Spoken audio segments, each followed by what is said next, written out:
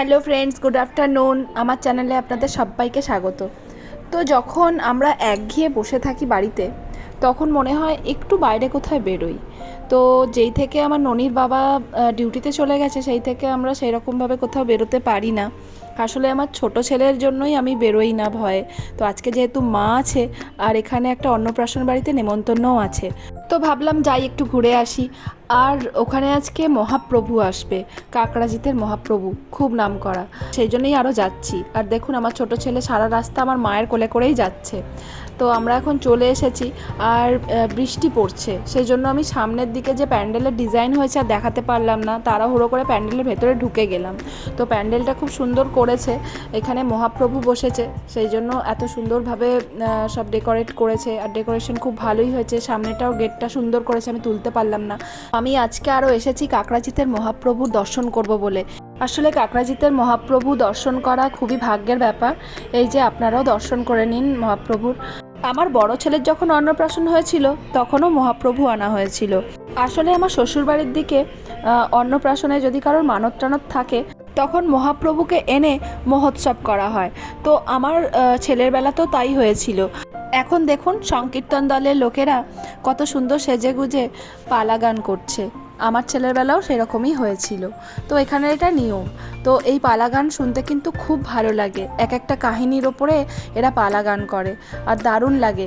তবে আমাদের অনেকটা দূরে বাড়ি, তো আবার বৃষ্টিও হচ্ছে, তাই বেশিক্ষণ আমরা বসে দেখতে পারিনি। তবে অনেকেই দেখছে, দেখুন খুব মন দিয়ে শুনছে পালা গান।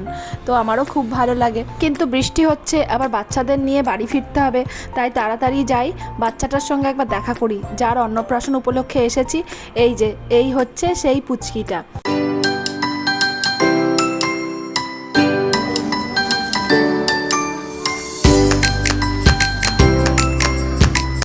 বাচ্চাটি খুব কিউট, তাই না?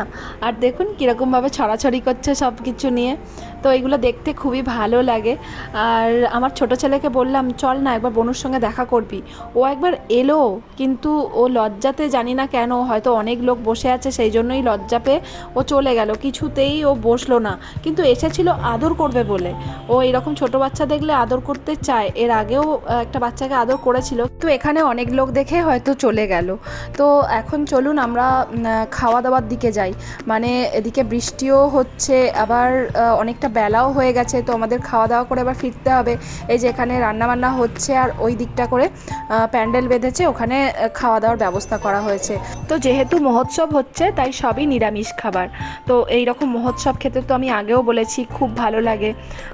এর আগে কয়েকবার আমার শাশুড়ি মাসির বাড়ি থেকে নিয়ে এসেছিলো, কিন্তু এই যে এখানে সরাসরি এসে খাওয়া, সেটা অনেক দিন পরেই এসে খাচ্ছি। এই যে আমার হাজব্যান্ডের বন্ধু বসে খাচ্ছে, আমি একটু ভিডিও করে নিলাম। আমার হাজব্যান্ড সেখানে বসে বসে অবশ্যই ওর বন্ধুর মুখটা একটু দেখতে পাবে। তো এখানে আমরাও বসে পড়েছি খেতে।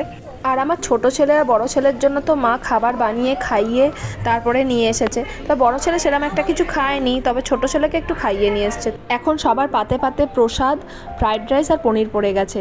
মহোৎসবে খেতে এলে সবার আগে একটু করে প্রসাদ দেয়, ঠাকুরের প্রসাদ, তারপরে মেন আইটেমগুলো শুরু হয় আর কি।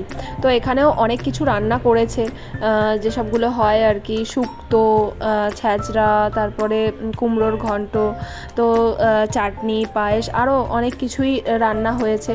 তো ননি কিছুতেই নিজের হাতে খাচ্ছিল না। আমি বললাম, আরে নিজের হাতে একটু তো খা, তোর বাবা ভিডিও দেখে অন্তত খুশি তো হোক যে ছেলে নিজের হাতে খাচ্ছে। তো ও যদি ঠিকঠাকভাবে খায়, ওর বাবারও অনেকটা মানে চিন্তা কমে। তো আমাদের খাওয়া দাওয়া প্রায় শেষের দিকে, আমাদের মুখ শুদ্ধিও দিয়ে দিয়েছে। তারপরে তাড়াহুড়ো করে আমরা বাড়ি ফিরছি। আসলে বৃষ্টিটা ভালোই এসে গেছে, আর দুই ছেলেকে ওর জেঠু বাইকে করে নিয়ে চলে গেছে। তো আমার ভিডিওটা আমি এখানেই শেষ করলাম। মহাপ্রভুর দর্শন করে আপনাদের কীরকম লাগলো অবশ্যই কমেন্ট করে বলবেন। তো বাই বাই।